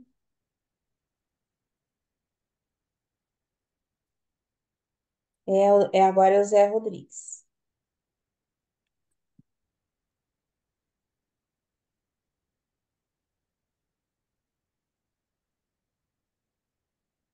Cinco, Jesus cura o jovem. Quando Jesus aproximou-se, os 9 apóstolos ficaram mais do que aliviados ao acolhê-lo de volta e cheios de alento ao contemplar o regozijo e o entusiasmo em comum nas expressões de Pedro, Tiago e João. Eles correram todos para saudar Jesus e os seus 3 irmãos. E, enquanto trocavam cumprimentos, a multidão aproximou-se e Jesus perguntou: sobre o que estáveis debatendo quando nos aproximamos? Mas antes que os apóstolos, desconcertados e humilhados, pudessem responder à pergunta do mestre, o ansioso pai do garoto, afligido, adiantou-se e, ajoelhando-se aos pés de Jesus, disse: Mestre, tenho um único filho, e ele está possuído por um espírito mau. Não só grita de terror e espuma pela boca, mas cai como um morto no momento da possessão. E muitas vezes esse espírito mau que o possui leva-o a convulsões e algumas vezes joga-o na água e mesmo no fogo. De tanto ranger os dentes, o resultado é que ele se machuca muito, e assim meu filho depaupera-se. A sua vida é pior que a morte. A mãe dele e eu ficamos de coração triste e espírito alquebrado. Ontem, lá pelo meio-dia, procurando por ti, deparei-me com teus apóstolos, e enquanto esperávamos, os apóstolos tentaram expulsar esse demônio, mas não conseguiram. E agora, mestre, farás isto por nós? Curarás o meu filho? Quando Jesus terminou de escutar essas palavras, ele tocou o pai que se ajoelhava e rogou-lhe que se levantasse, enquanto dirigia aos apóstolos um olhar interrogativo.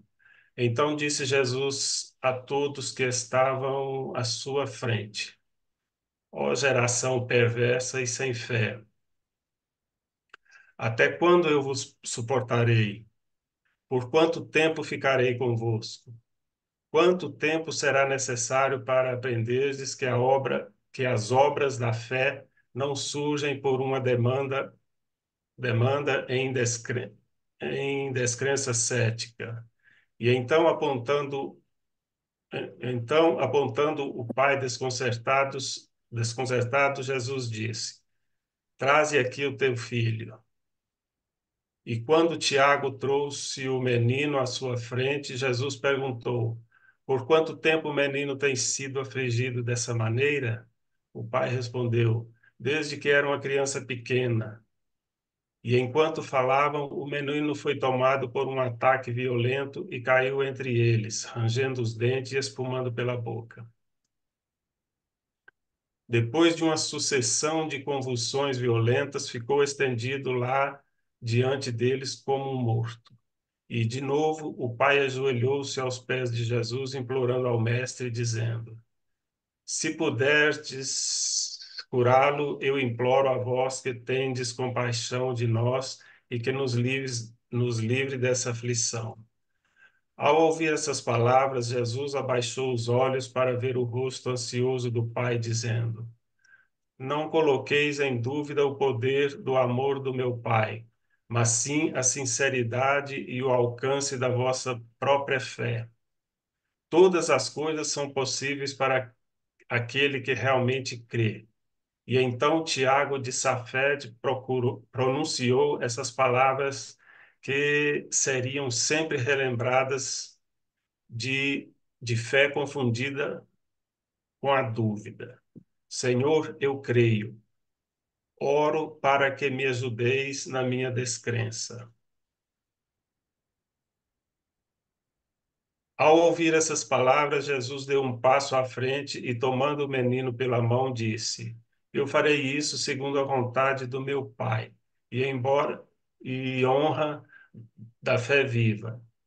Meu filho, levanta-te, sai dele, espírito desobediente, e não voltes.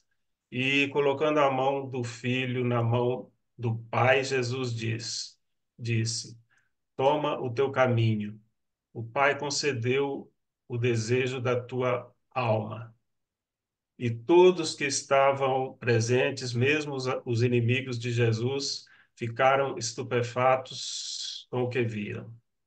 De fato, foi uma desilusão para os três apóstolos que tão recentemente haviam desfrutado do êxtase espiritual das cenas e das experiências de transfiguração, retornar tão cedo a essa cena de derrota e frustração para os seus companheiros apóstolos. Mas era sempre assim com esses 12 embaixadores do reino. Eles nunca deixaram de revezar-se entre a exaltação e a humilhação nas experiências das suas vidas. Foi uma cura verdadeira para uma aflição dupla, um mal físico e uma doença do espírito. E o menino ficou definitivamente curado daquele momento em diante. Quando Tiago partiu com seu filho são, Jesus disse: Agora vamos para Cesareia Filipe. Preparai-vos imediatamente. E eles então formaram um grupo silencioso nessa viagem para o sul, enquanto a multidão seguia atrás deles.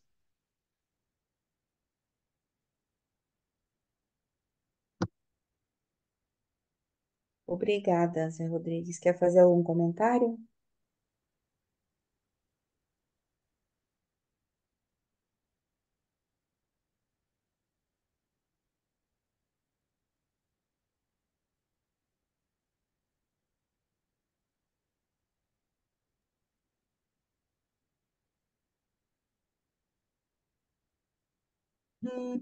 Eu achei interessante quando Jesus falou sobre a fé, né?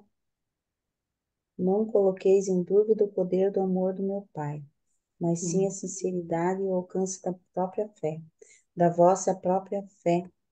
Todas as coisas são possíveis para aqueles que realmente crêem. Tá, tá. Palavras de Jesus. Nessas horas a gente pensa, né? Puxa, se eu tivesse mais fé.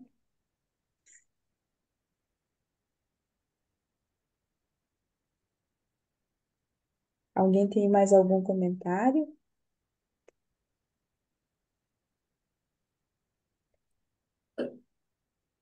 Eu acho que essa frase resume tudo, né? Pois é. A gente não tem mais o que falar, porque é mesmo ter aquela fé, né? Que a Egli há pouco falou. A fé é tudo, né? Eu fico vendo essas igrejas evangélicas de hoje, que na verdade não são igrejas, são empresas, né? Mas eu vejo que realmente existem curas, sabe? As pessoas vão com aquela inocência toda, né? E acreditam que aquele pastor, por intermédio de Jesus, tem poderes de cura, e muitas vezes eles conseguem a cura. Então, é a fé da pessoa, né? É aquela intenção de que realmente Jesus, através de alguém, e deles próprios, né? Não do pastor. E eles conseguem a cura, mesmo o pastor não sendo uma pessoa tão bem preparada, vamos dizer, espiritualmente, né? Então, a fé é tudo mesmo. A gente, se tiver fé, eu acho que a gente consegue tudo. Se não consegue tudo, pelo menos consegue forças para enfrentar qualquer tipo de situação, né? Sim.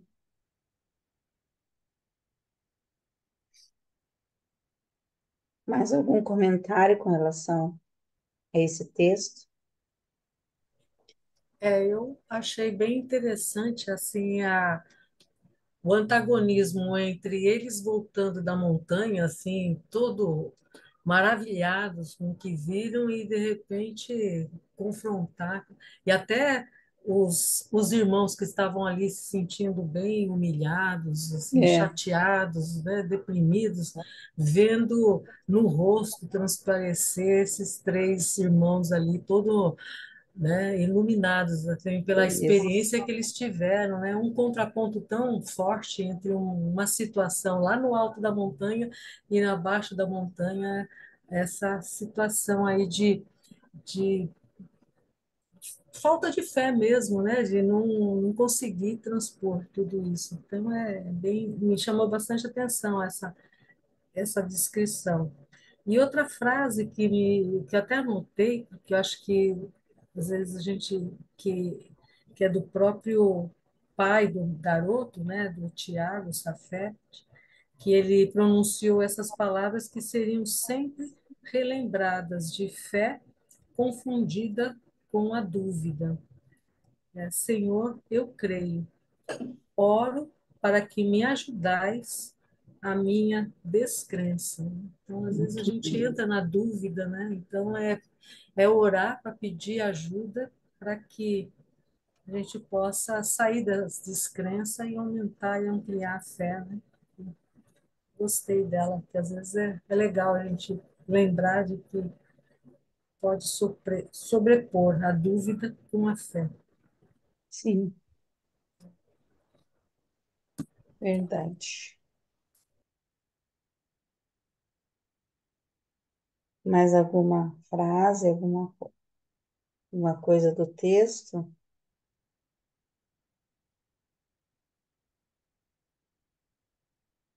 Então, vamos ler mais um pedacinho, ainda dá tempo?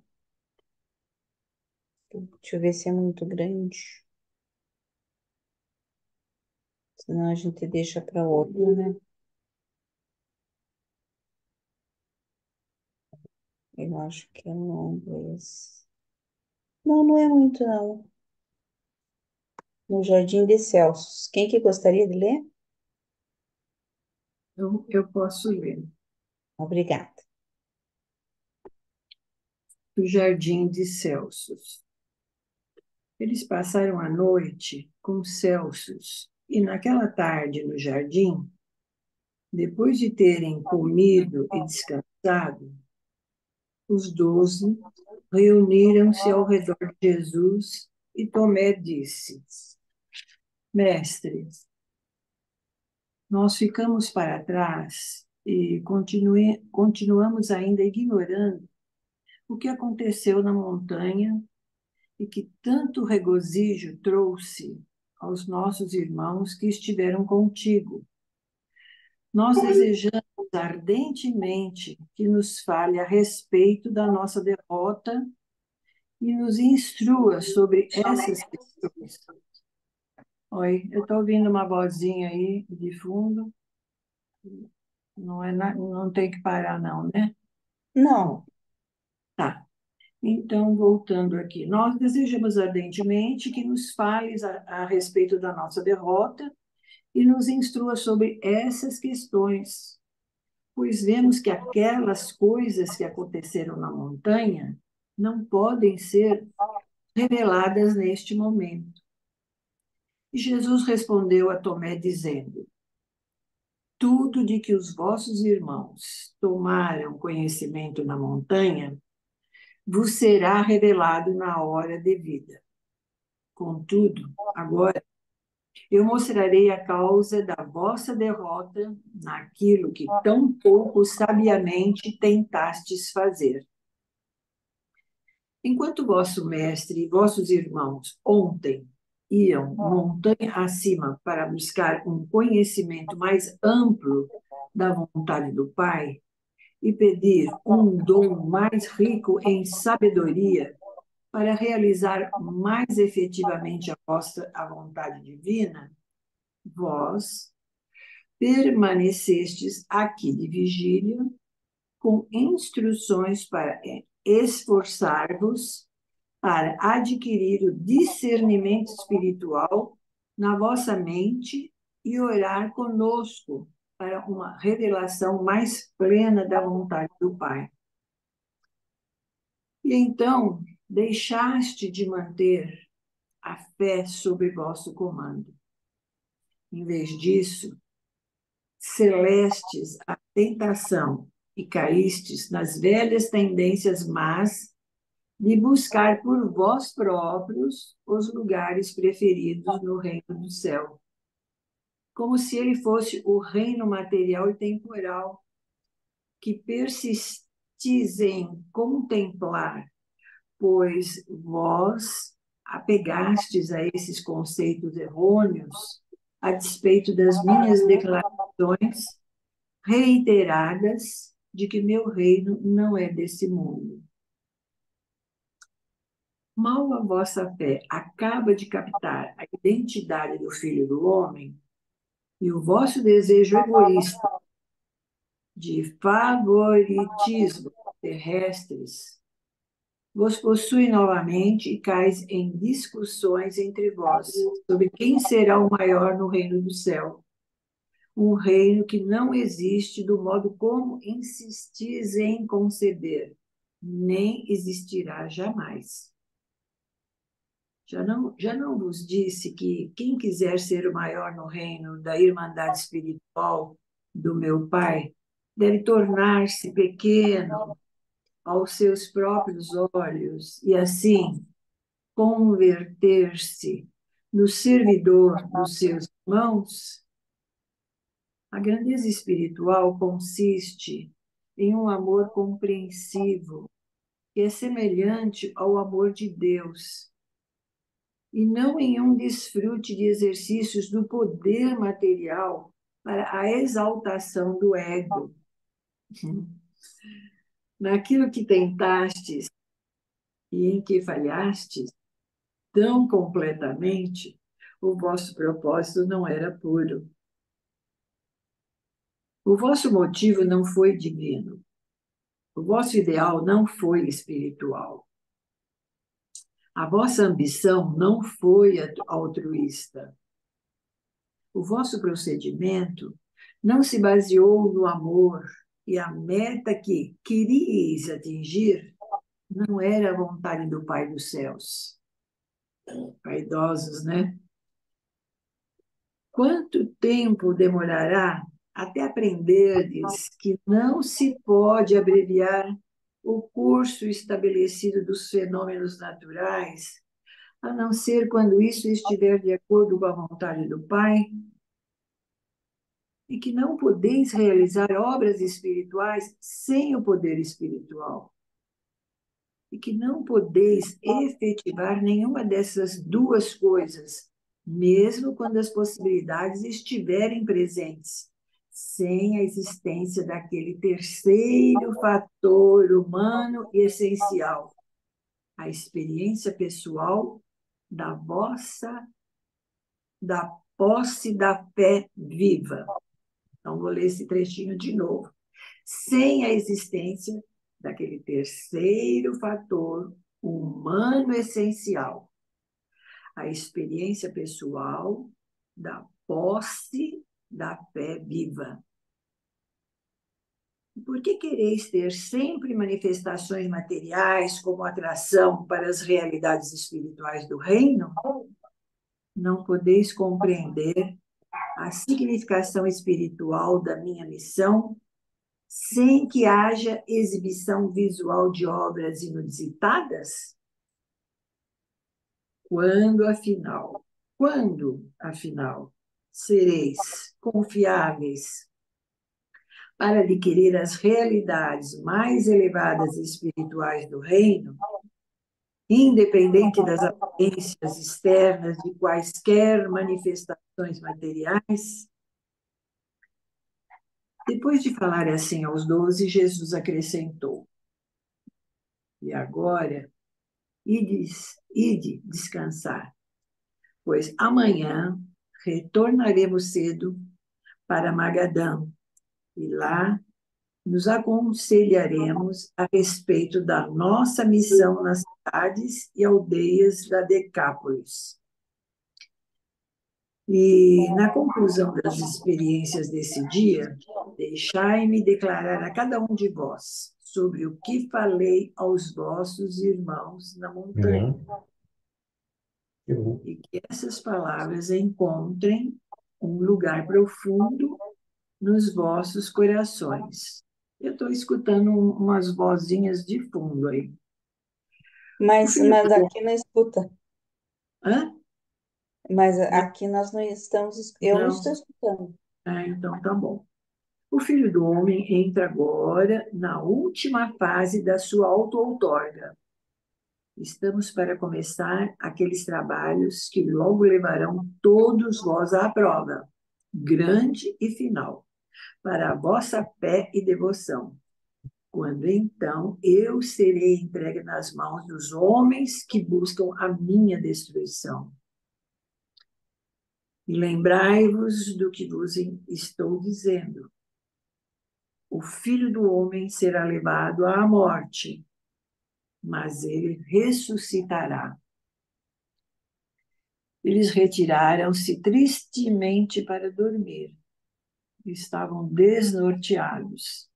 Não podiam compreender aquelas palavras. Mesmo havendo ficado com medo de fazer perguntas a respeito do que ele havia dito, eles lembraram-se de tudo depois da sua ressurreição. Obrigada, Angélica. Nada, querida. Algum comentário, pessoal?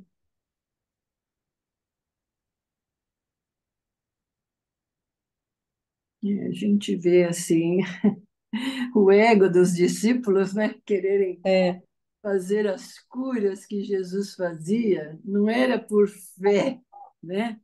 Não era Sim. por amor, né? Mas era para aparecer, né? É por Era isso pelo que eles não poder, né? conseguiram Ó, nada, nós né? temos o poder. Então, mas levaram uma dura, né? Depois Sim, daí levaram, Jesus explicou por que que eles não conseguiram, né? Porque eles sim, queriam fazer pelo poder. Inclusive, sim. enquanto Jesus disse, ó, vocês fiquem orando que nós vamos lá para a montanha, para eu, né, comungar com o Pai. Eles, em vez de orar, ficaram lá dizendo, ó, qual vai ser o nosso lugar no reino, né? Qual que vai ser a nossa função e tal. Então, eles começaram a ter pensamentos egoístas, né? Assim, não de comunhão com o Pai, nem de serviço. E para mim fica bem claro, né, que como a gente tem que ter para ter fé, a gente tem que ter a vontade de Deus e ter uma vida de serviço aos irmãos, né? Não uma vida quer dizer, uma vida de altruísmo, não de egoísmo. Não para E assim a gente vai conseguir, né? É, quanto mais a gente tiver essa ligação com Deus, essa comunhão, a gente vai conseguir, a gente vai ter, estar ligado, né? Porque ali diz assim, né? Nada acontece se não for a vontade de Deus. Se não for a vontade de Deus, aquilo, por isso que a gente sempre diz, né? Que a melhor oração, o livro de Durante mesmo diz, a melhor oração é, apesar de tudo que seja feito, a vontade de Deus.